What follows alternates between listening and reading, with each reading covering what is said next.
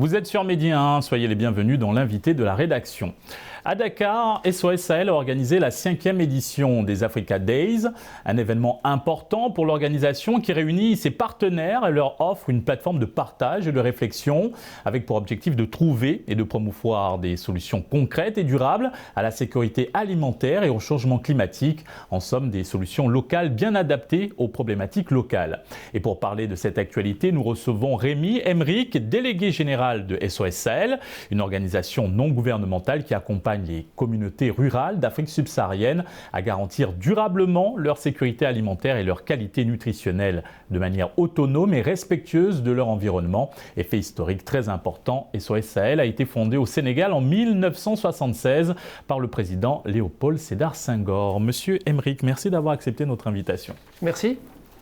Alors, première question, connecter les territoires pour valoriser le plein potentiel du Sahel, c'était le thème de cette 5e édition des Africa Days. Pourquoi ce choix et quel était l'objectif recherché de cette rencontre ? C'est le fruit de 45 ans d'expérience. Vous l'avez dit, SOS Sahel a été créé en 1976. À l'époque, Léopold Sédar Senghor, il avait dit il faut arrêter le désert, sinon il chassera 30 millions de Sahéliens. Aujourd'hui, c'est 300 millions de Sahéliens. Donc on a multiplié par 10 la population. Et donc il est urgent de trouver des solutions durables, mais aussi des solutions qui sont adaptées aux contextes locaux. Le Sahel est une région qui regorge de territoires très diversifiés. Et donc notre volonté, c'est de promouvoir les initiatives locales au cours des Africa Days et de faire rencontrer l'ensemble des acteurs qui travaillent sur le terrain. Au cours des Africa Days, vous avez aussi organisé un agriton. Qu'est-ce que c'est d'abord et combien de pays ont participé à cette initiative ? Eh bien, l'objectif ici, c'est un peu un marathon des technologies et ça relie exactement ce que l'on fait dans notre travail au quotidien, c'est-à-dire pouvoir permettre aux communautés locales d'accéder à l'information, de pouvoir avoir des outils de décision qui leur permettent de gérer leur territoire, notamment les collectivités territoriales, les communes, les régions, etc., pour leur permettre à la fois de connaître l'état des lieux des équipements qu'elles possèdent sur leur territoire. Je citerai par exemple les points d'eau, mais ça peut être aussi les ressources forestières, par exemple dans le cadre de la Grande Muraille Verte, etc. Et également de pouvoir promouvoir leurs initiatives, les initiatives qui sont portées par les associations locales et attirer les investisseurs. Lors de cette 5e édition des Africa Days, un forum et une marketplace ont également été mis en place pour donner de l'ampleur à l'événement. D'abord, lors de ce forum, quelles ont été les grandes questions abordées ? Alors, lors de ce forum, nous avons d'abord vu avec l'ensemble des participants comment on pouvait mieux promouvoir les valeurs des territoires, comment aussi on pouvait promouvoir les projets locaux. Donc ce qui est important et ce que l'on veut mettre en avant, c'est qu'il faut prendre du temps. C'est pas d'un seul coup comme ça que les choses peuvent se réaliser. C'est vrai que la région sahélienne est une région qui est quand même très fragile, tant sur le plan des questions sécuritaires, mais aussi sur les questions environnementales. D'ailleurs, les questions environnementales sont certainement à l'origine des questions sécuritaires. Et du coup, il faut permettre aux populations sahéliennes d'organiser et de définir leurs priorités de développement. C'est ce que nous faisons par exemple au Nord Mali, pour pouvoir d'abord répondre à leurs premières préoccupations et ensuite engager un développement sur le long terme.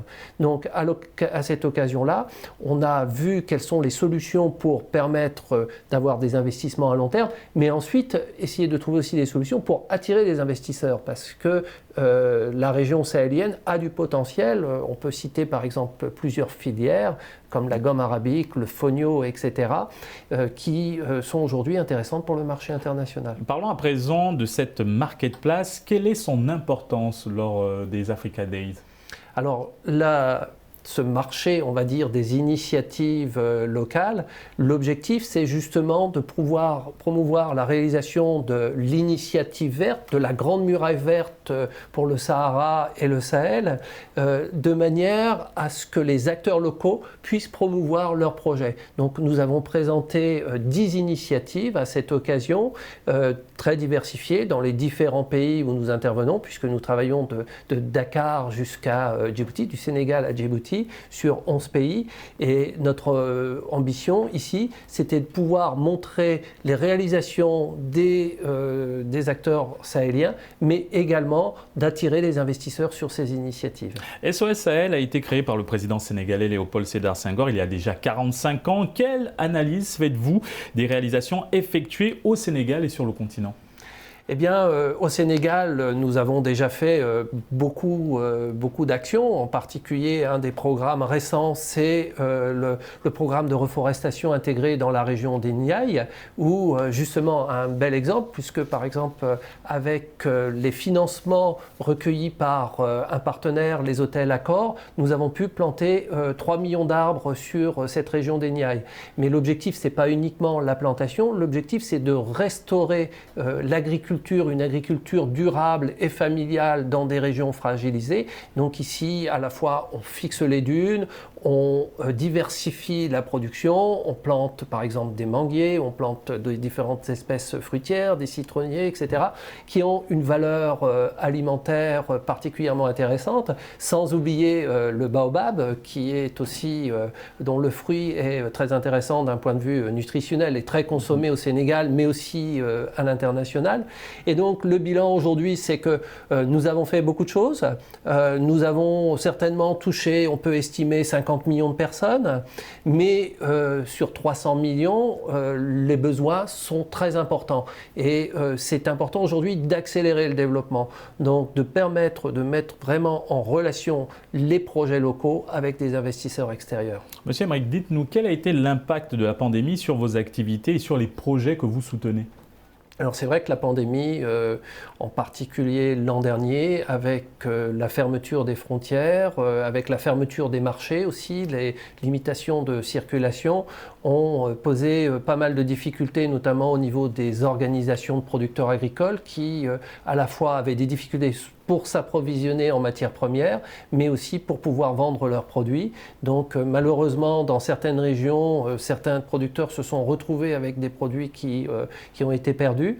Heureusement, je dirais que la réouverture de la circulation s'est fait assez vite, mais je pense que l'impact de la pandémie, on va le voir aussi probablement sur le plus long terme.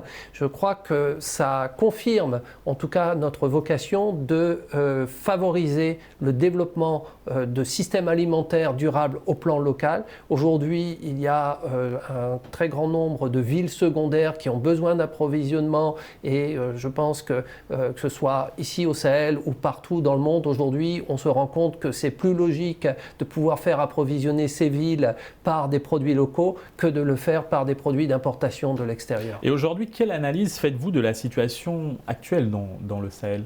C'est une situation toujours très fragile. Les derniers événements, que ce soit au Mali, au Tchad, nous le montrent. La situation d'insécurité grandit pour les populations d'abord, qui en sont les premières victimes. Et donc, notre volonté, c'est réellement justement, bien entendu, l'agenda sécuritaire est une question qui préoccupe beaucoup les États, qui préoccupe certainement aussi toutes les institutions au plan mondial, mais notre volonté, c'est qu'il y ait beaucoup plus d'investissements sur le développement, en particulier via la Grande Muraille Verte, et que l'on puisse mettre justement en valeur les initiatives locales pour réellement engager un investissement sur le long terme, une appropriation locale. SOS Sahel est actif dans 11 pays de la bande sahélienne, du Sénégal à Djibouti. Elle soutient sur le terrain les acteurs locaux et investit dans des solutions durables et africaines en adéquation avec les objectifs de développement durable et l'agenda 2063 de l'Union africaine. Aujourd'hui, où en êtes-vous par rapport à l'atteinte de ces objectifs ? Eh bien, le bilan de l'agenda 2063 en particulier qui vise un investissement de 10% des budgets des États dans l'agriculture et dans les filières agricoles n'est pas atteint, malheureusement. C'est vrai que malheureusement aussi au Sahel, toutes les questions sécuritaires ont un petit peu pris le devant, mais je pense qu'il faut réellement investir sur l'approvisionnement des États sahéliens, sur une agriculture durable, parce que toutes les questions, que ce soit à la fois d'insécurité, mais aussi d'émigration, d'emploi des jeunes, etc., il faut encore prendre conscience que plus de la moitié de la population vit de l'agriculture. Et même la population des villes a besoin aussi d'être approvisionnée par l'agriculture locale.